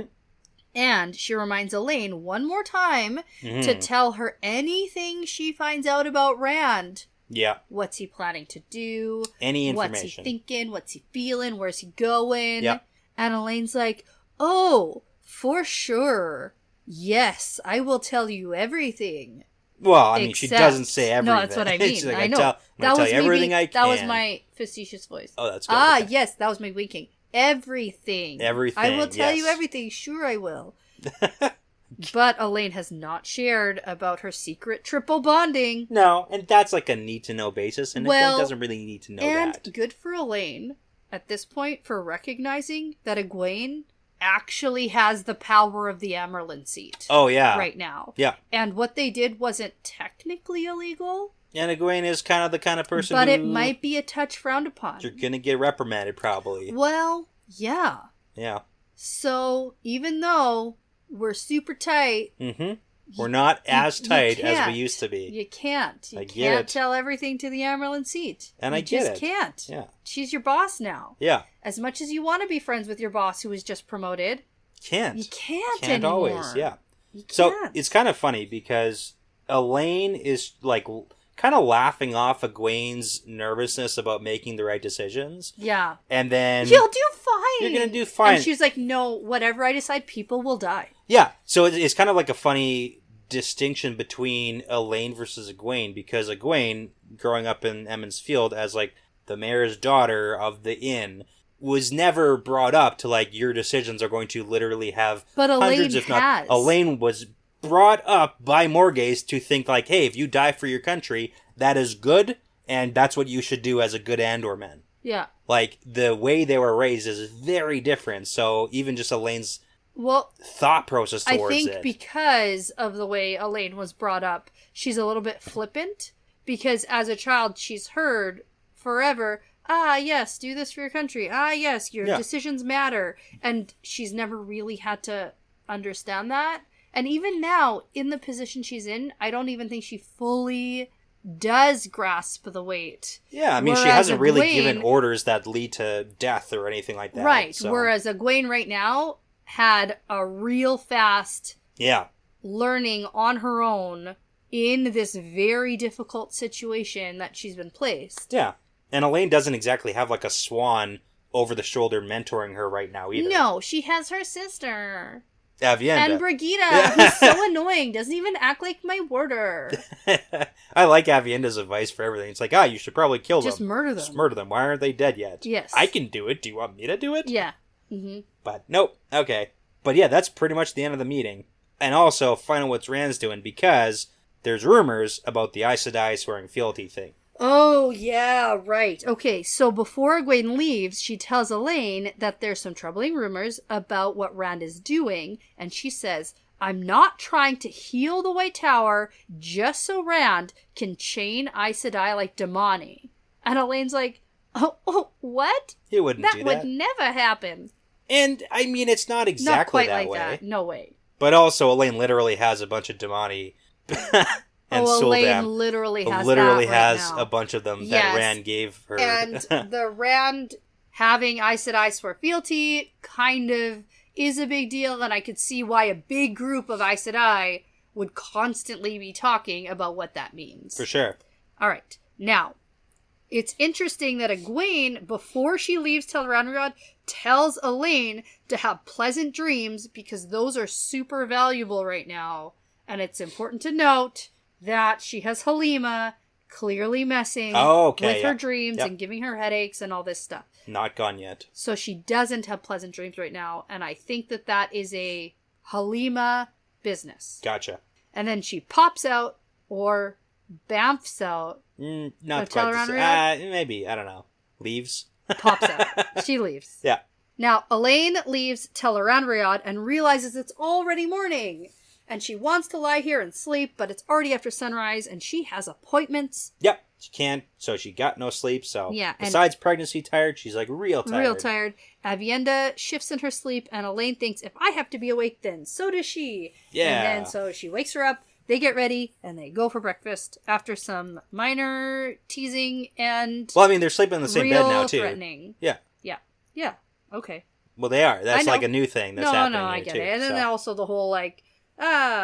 make Avienda wear dresses. Clothes that she doesn't want to wear. And okay, There's I won't make fun of you for someone dressing you. I don't know, it's a whole thing. And now we come to the thing that you are super annoyed at, right? Yeah, it's annoying. Okay. So, oh boy, do we get a description of breakfast. Yes. So breakfast is laid out for Avienda, and it doesn't sound that good. I don't know, I guess... people will like this, but you don't like the description of this? Eggs and dates, and plums and keep stuff. You regular and like fruit and yeah, the greasy ham and the stuff. Sounds great. I guess, but for me, plums and eggs don't go together, so that sounds weird. Okay. I guess other people might like that. All right. It's a whole spread. Yeah, it's a big thing. In comparison to Elaine's very healthy, gross porridge with herbs. Yeah. That sounds nasty. I don't want that. Oh, there's dried fish and pine nuts and... Yeah, ugh. Okay. For breakfast? Fresh bread? Okay. With butter? Yeah, okay. I like that. I'll take that. Okay. Slathered in butter, if I'm not wrong. It's a lot. You are right. Yeah. Now, apparently, Min told Brigida about Elaine being pregnant, so now everyone knows about her, quote, condition. Yep. It's a medical condition. Well, technically it is. I mean, it is, but I'm saying, yeah. I remember being pregnant and going to a new massage therapist. Yeah. And you have to check off all those things from the massage therapist about what you Your medical conditions. Your medical conditions. And Yeah. one of them, under, like, medical conditions, was, like, pregnancy. Yeah. And I laughed. I was like, oh, being pregnant's a medical condition. Yeah, I know. haha. But and like, it's like, technically, yeah. eh. But also that means, Now, like, you can't eat, the dried fish and problem dates and what? that people are trying to control everything about Oh, her yeah. life now. Yeah. Immediately. And I hate that. It's a switch. That is, I'm so triggered by that. Mm-hmm. I specifically have a memory of you running outside trying to stop me from shoveling the driveway. Yeah, I don't want you doing that stuff. Because I'm pregnant. Yeah. And fuck you. I get that. Fuck you trying to tell me what I can do in my own body. Yeah, I know. Like, shut it. I know. Shut the door on that. Yeah. Because no. I remember somebody one time at work, I was changing out the water cooler, and I lift up the water cooler thing and put it on, and this was like my second pregnancy, and they're like, no, don't lift that. And I was like, it's like 20 pounds. Like, I literally carry my 2-year-old who's 20 pounds, and nobody says anything while I'm pregnant. Yeah. Carrying my 2-year-old around. Well, because if I try to take your 2-year-old from you, you're going to be like, he's stealing my baby. But if I try to take the water cooler. I pick up the water cooler thing to replace it. Yeah. And, like, I worked out during both of my pregnancies. Well, for some of my pregnancies when I wasn't super tired. Yeah. But I did. I worked out and I lifted weights. But then the second I picked something up, people are like, oh, no, don't do that. Telling me what I can eat, what I can't eat. Like, yeah. Screw everybody. I know. I'm like, yes, there are definitely things I'm on board with not doing when you're pregnant. Like drinking. Yes. Sure, yeah. I'm glad... We're taking stand. I'm glad that the thing that was taken away from Elaine was her wine. Yeah, and she's fine with that. But she can't even have honey in her tea. There's too much honey, and she barely gets any honey. Okay, it's just over the top, controlling what she can and can't do. Yeah. And very accurate. Like, she can't eat eggs and plums? Like, that sounds healthy to me. Yeah. Yeah. No, I know. It's like, I got nothing else for you there. I just don't like when people are told... Well, you're gonna be really happy, because after this chapter, all of that stops. And they're like, you know what, Elaine? It's cool. I bet it goes on forever and ever. Oh my gosh, what is 9 months in these books, timeline-wise? Like, are we going to the last battle and she's just gonna be, like, pregnant? Oh, I mean, I asked you that already, and you said the last battle was more than 9 months away. Oh, yes. I do actually think that. Yeah. But this book spanned, what, a month? Yeah. If Elaine's going, or Egwene's going to the White Tower now? Sure. Yeah. Okay. There's not 9 more books. No, there's not. Yeah. Okay. Well, sorry, Elaine. Shoot. This is going to be rough for you. This is not going to be fun. It's going to be rough for Elaine. It's going to be rough for me. How's Avienda going to have 4 kind of babies? Yeah. Well, something weird was about that said, situation, so. Not all of them, though. Just some of them? No. No. It was like a weird situation. I can't think about that right now. Yeah. Let's move on. Okay. More importantly, besides the pregnancy condition. Right. Okay. And the what she can and can't eat. The fact that she's pregnant means... people know that she had sex. They do know that. They deduced that. How? How did you get pregnant? A man. Possibly the most ugly man in the universe. Possibly. But if we play our cards right, it doesn't have to be the that leading man. candidate. Yep. For the rumor mill of her baby is Captain Mellar. Mm-hmm. Doylan Mellar, also known as... Oh, yeah. David Hanlon. Oh, yes. Super dark friend. Super evil. Evil, gross, ew. He's even gross and ew when he's not being a dark friend, when he's just being... Yeah. Captain of her bodyguard. Yep. Everybody knows he's gross. Everyone knows it. And that's what's happening. However... Okay. This is the best thing Elaine can think to do right now is to let people believe that he's the baby daddy. Do you agree with the plan, that it's a better plan than having nobody know, or just having it as like a non-answer? I understand her reasoning and I don't fault her for it. Sure. I just wish there was a better solution. Like, I wish there was... Yeah. The issue is, like, someone else. Elaine has already sort of tied herself to being with Rand. Yes. To people. Yes. Because she opened up about, like, hey, I'm going to marry him. Yeah, I'm going to marry him, make him my warder. So she opened that door already. And she has a point where if you say, I'm pregnant with the Dragon Reborn's kids, or if you say, like, nope, definitely not this guy, then people, if it's not him, then who? And eventually they come to the conclusion. Well, and there was already a murder plot, right? Like, yeah, like already, and then that just makes you trying to be killed. Yeah, major, huge target, not just for like regular dark friends, but also the illogical, romantic kind of powerful side of me wants everyone to know this is Rand's baby. Yeah. I really want... That's the illogical side, right? Yeah. Okay, because like that would be bad. Yeah. No, the romantic side of me. And the screw everybody. We're the power couple of the world. You know? Yeah. I want Rand to know, and I want everyone to be like, ooh, Dragon Reborn baby. Mm-hmm. Right? So, yeah.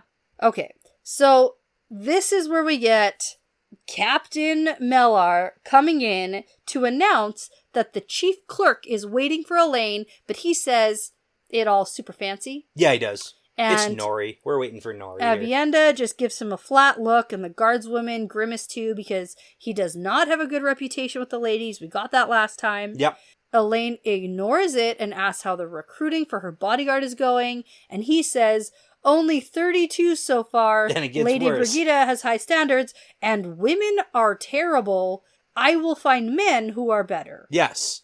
And it's like, know your audience, man. But I mean, he's a dark friend. If you want him to be he's a dark friend. Like, he's literally he's evil. also just like the most misogynistic, awful man. Now, to counterpoint slightly. Okay. We don't need all women in a bodyguard. Sure.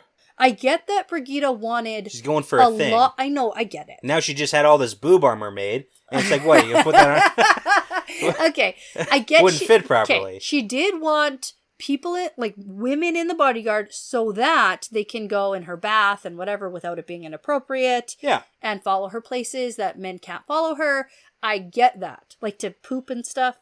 Or you could just take on like different cultural standards and be like, hey, it's okay for your personal bodyguard to be in the bathroom with you. Or we don't need every single bodyguard member to be able to do this. True. As long as we have a few on guard in the shift. Like half.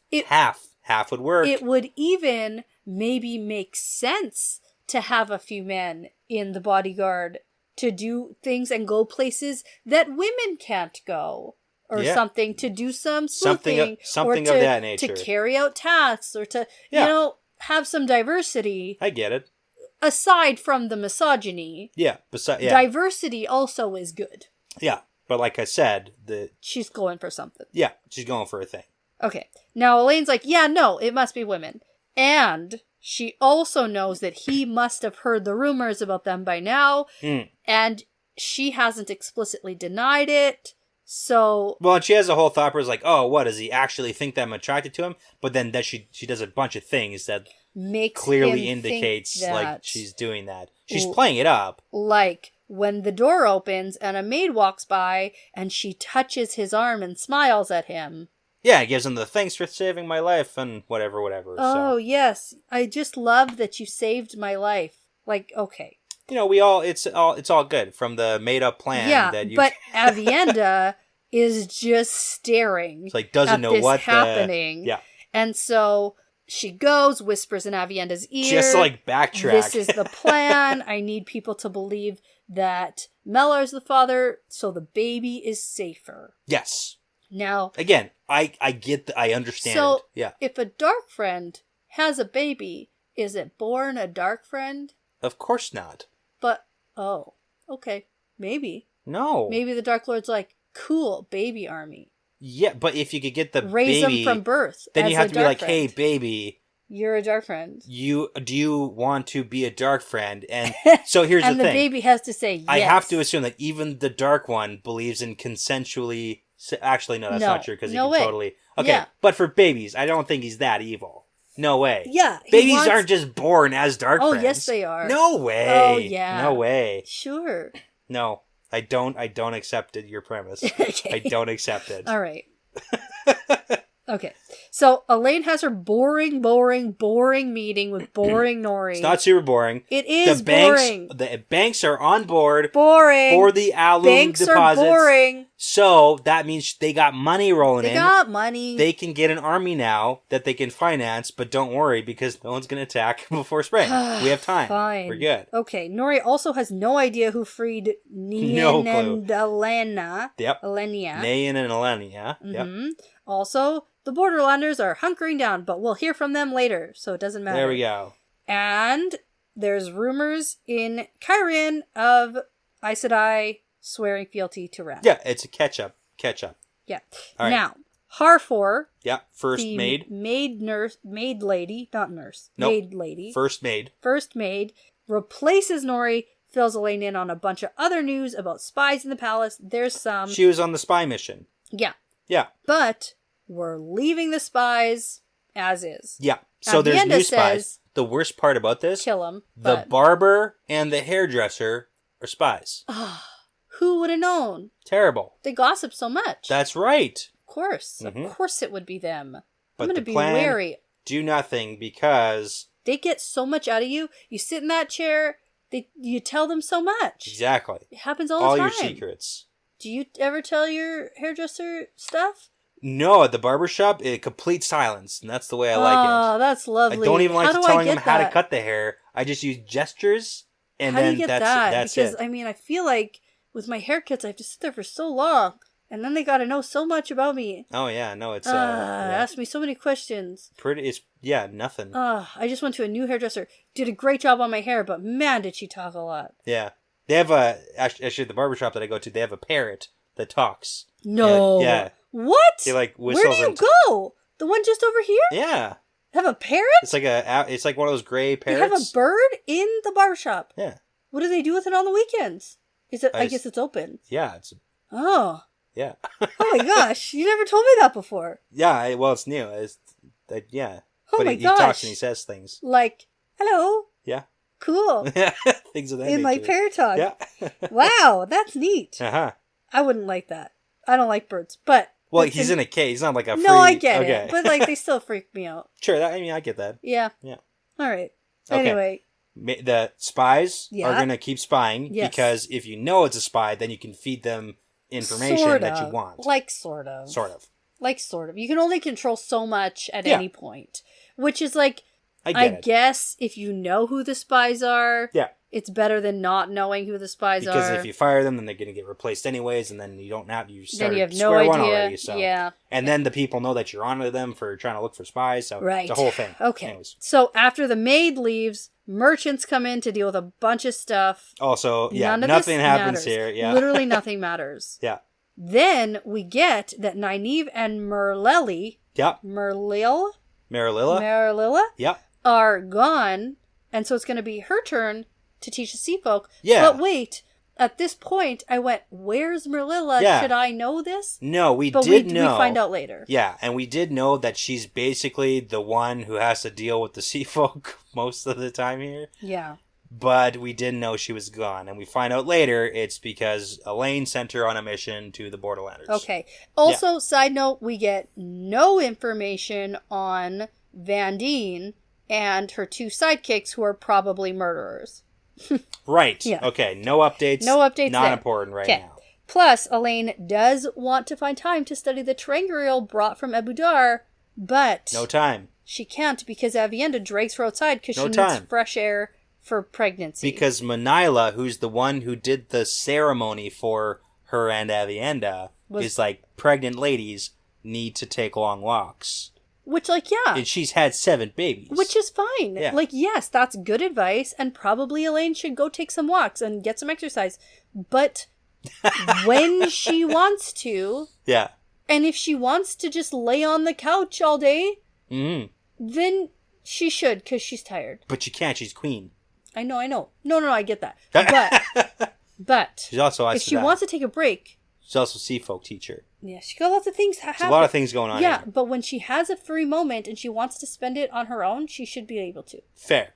I will support that stance. Okay.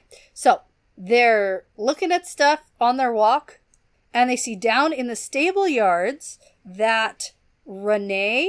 We know her. Rihanna. Oh, yeah, this is Rihanna. we know her. We know Rihanna. So here's the thing. This is where the confusion led from the Marillilla not being able to open a opening the gateway to see if Marillilla is returning. So they have a set time every day where they open the gateway, and then if they're back, then it's like you can come through. And they do that every day because they don't exactly know when they're going to be done. Got it. And she can't travel on her own. Okay. Yeah, and they're not expecting her back yet, but today is the day that she shows up. She does show up. Yeah. Okay, and then side note, Elaine thinks about how maybe she shouldn't have taught the kin to travel because Rihanna is the kin lady. Is the kinswoman, Oh, got it. Okay. But she's like, hey, if the sea folk are learning it, then why not the kinswomen? So it's fine. And plus, they're not strong enough to channel, so not many of them can do it anyways. Yeah. It's a whole thing. Okay, so to Elaine's surprise, Marillilla comes home. Yeah. She comes back, she rides through the gateway, and we find out that Elaine sent her off 7 days ago. Yep. And she wasn't expecting her back for at least another week. So, we are going to meet with her and find out some information. What was the plan? What was it? What was it? What was it? What was it? No, that was me going, who is it? Oh, but but different. But different. Okay, so we're going to meet her. We're back in the rooms. Bridget? Oh my god. What the hell is happening? I don't know. Okay. I'm tired. Okay, I just can't read. Brigida is here with Mellar, and Elaine gives Mellar a very warm smile. Yeah. It's a lot of the same stuff happening, and not a lot of things happen. No. It's a lot of filler. Yep. For really just finding out what was Marillilla up to with the secret plan from Elaine. She went to the Borderlander army. Go visit the army, because previously Elaine was thinking, ooh, I think I have an idea if I can use the Borderlander army to help me gain support for taking the throne. Okay. So this is part of the plan of enacting that. Sure. And it doesn't go as well or perfectly as what she was hoping. I don't know. I think this is pretty good. Yeah, I mean, she kind of has some thoughts about that. It's not like exactly the way she necessarily wanted it to go. Okay. But yeah, it's fine. I don't know. I think it's all right. Okay. So Marillilla launches into her story, and she's like, this actually went way better than I thought it was going to go. All 4 rulers of the Borderlands are here. Yeah. They're in camps a few miles apart. Yep. And I met with each of them, and we all met together in each different camp. Yes. Basically, right? And so here's the thing, too. Rihanna, luckily opened up the gateway very close to the camps. And it's also very lucky that it's winter, because the poop smell would be overwhelming with the amount of soldiers that's here. There's like 200,000 soldiers here. Okay, but hold on. Maybe because she's a woman, and how could she even know how to count? You don't even know. Don't trust them. She's a woman, and her numbers always exaggerating things. Oh my gosh, not even valuable. Yeah, her information sucks. It's terrible, the worst. According to Mellar. He makes a weird comment. He does. He makes a super weird comment. And plus, he goes on like a little tangent. He's like, but you know what's even funnier is that if they're all dead, then they can't be good soldiers. Because there's so many of them, they can't even eat. Yeah. They're just going to starve. Well, then what's with all the poop, Mellar? Yeah. And Marilla's just like, yeah, they're not doing great on food, but I wouldn't rely on them just starving to death. Yeah, like 200,000, like 4 Borderlander armies aren't just going to like let themselves all starve to death. They're not just going to die. That's like, why? So stupid. This is the worst plan. He's so bad. He's just literally the worst. And we just need to just pile on how bad he is. Oh, yeah. Just hate like him. Pile hate on, him. just like horse poop. Okay. And people poop, I suppose. Here's a question for you. People poop, right? Also? Or is it just specifically horse poop that's I imagine that the 200,000 soldiers are also pooping. Yeah, but like when they specifically mention, I think they mention horse poop or the horse smell. Okay. I don't think they mention people poop, but well, I mean, I'm going to assume that there's at least one bowel movement per day per person. Oh, at least. I mean, I guess it depends how much we're eating. Okay, go ahead. Plus or minus, some people, more often. Anyways, the important part is when we first encountered Mellar with his crazy plan that he saved Elaine from his own set-up plan, and she put him as the captain, I asked you, do you think that she suspects anything evil or nefarious? Yeah. You said no. Now, at this point, do you think there's any second guessing of, like, who the hell is this guy? No. And why is he so terrible? No. From Brigida? No. Avienda? Maybe. Elaine? Well... What's happening? Like, he's clearly just a terrible guy. From Elaine, no. Clearly, no. Okay. from Brigida and Avienda, I think Avienda's already wary of him, and I think maybe she always was because he's kind of a weirdo. He's like skeezy. He's a skeezy guy. Yeah. And they all were like, no, he shouldn't be. And Elaine was like, yes. Don't promote him to the captain of your personal guard. And so, like, maybe just because I really want somebody to, like, figure this out. It's like, how many more terrible comments does he have to make before someone's like, who's this guy? Yeah, I think that he's just, Okay. I think because he makes kind of shitty comments, but they're like, well, he's a good fighter and can protect Elaine. Yeah, that's fair. And I think Elaine actually is doing a decent job of creating some kind of relationship with him with the warm smiles and stuff. Sure. But he clearly doesn't care. Yeah. And if he was somebody else, he might have second thoughts about, hurting her or whatever if she does a good job of actually building a relationship. And, like, he knows that he can't be the father, dark friends are right? just people. Yeah, We're assuming that he knows that. Okay. Yeah, I think he's just hoping to be able to sleep with her before he kills her. Gotcha. Yeah, okay. Probably, because he's gross. Oh, yeah, that's a good point. Yeah. Now, something else in the Borderland army. Oh, right. 10 Aes Sedai are with them. Yep. Tried to hide them. Didn't work. Merlili sussed it out. But she's also like, they're probably not for either side. They're probably just like hanging out of this one. They're hanging out. Yeah. They're staying out of everything because of the tower split. Yeah, and we've gotten that from a lot of Aes Sedai who are like, I'm still on my... I'm not coming back. I'm just waiting. I'm just going to wait I'm till just going to wait it out. You know. Now, Elaine wants to know what the Borderlanders want since they've just been sitting there now for a while. In their own poop. It's and like, oh man. Merlilla tells her that in the long run, who knows what they want, but in the short run, they want to meet with Elaine as soon as possible because they know that Elaine has a connection with someone. Wink, wink. Who they also have an interest in. Yeah. And somehow they know of Elaine's presence at Falma when certain things happen. It's actually funny. Mellor should, know, but he's super confused. Well, why would Mellor know about any of the events of Falma? Well... regular people don't know what happened at Falma. Well, there was, news traveling across the world of a sky battle and the Dragon Reborn and But all how sorts do of stuff. the Borderlanders know that Elaine was involved in that? I don't know. I don't even remember Elaine's involvement at Falma. How do they know? Okay, well, I'll tell you. Because technically, we do know what happened. Okay, so everyone was in Falma, and things happened. Now, in The Dragon Reborn, a long, long time ago, at the beginning... After Falma, we had Egwene, Elaine, Nynaeve, Varen, and Hurin brought Mat to the White Tower. And the Horn of Valir. To the White Tower. And the Horn of Valir. Yes. Yes. So, and then after that happened, Hurin is the guy who told Varen, hey, I have to leave. And she says, you can rest in the tower before you leave. And Hurin says, no, I can't waste a day. Go. Not another hour. I must return to Shinar to tell King Aesar and Lord Agelmar the truth of what happened at Falma. I must tell them about Rand. The dragon is reborn. There must be trading ships heading upriver, and I mean to be on the next one that sails. Okay. So Hurin left. Who just traveled for at least 6 months with Elaine. Went right up on back home. Obviously mentioned her name. Yeah, to tell everything that happened. What did she do? Was she part of saving the rescue plan? Was she there? Okay. She was part of the rescue plan with Nynaeve. But then, Min. Yeah. Yes. They were all the three of them were trying to get Egwene out. Yes. But then, the attack happened with the horn and all that. Yes. So things got muddled. But Hurin is the guy. Hurin's the guy. Okay, Hurin's the guy. There you go. There you go. Yeah.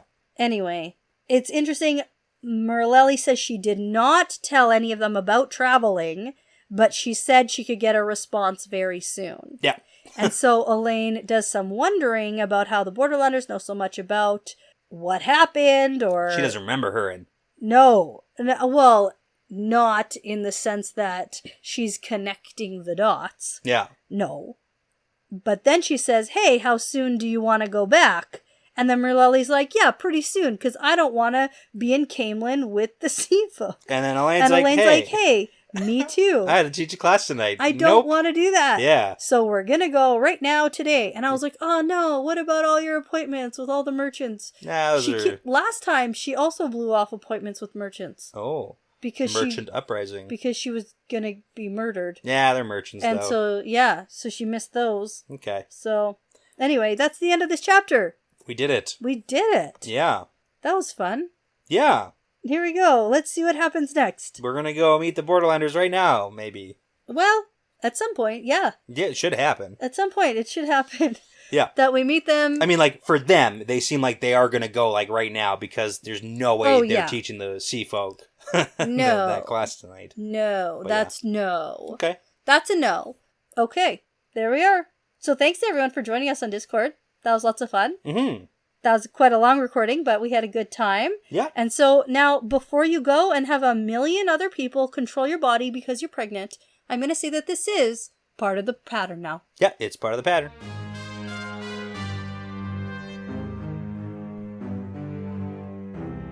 All right, that'll do it for us tonight. But thanks so much for listening, everyone. The Wheel Weaves is hosted by Danny and Brett, edited by Danny, produced by Danny and Brett with Passion Socks, Cody Feltz, Mozyme, Moltude, Benjamin, Michelle O'Brien, Jonathan Reese, Jamie Young, Megan Smiley, Marta Thier, Margaret, Charlie Haz, Hannah Green, Lance Barden, Elspeth Ahola, and Adam, with music by Audionautics. Be sure to check out our Patreon page if you're interested in supporting us and the podcast. We'd love to send you some Patreon exclusive merchandise as a thank you, plus you'll gain access to our episodes earlier than everyone else. And at the time of this recording, we have over 40 bonus episodes for your listening pleasure. You can find all that and more at patreon.com/thewheelweavespodcast.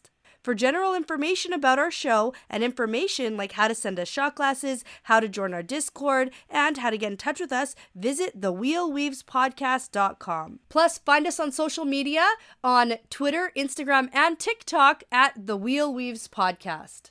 And as always, be sure to give us a 5-star review because it really does make a huge difference in helping other people find us. And be sure to tell a friend, Riyadh, because referrals really are the best compliment. Thanks again for listening. This really is part of the pattern now.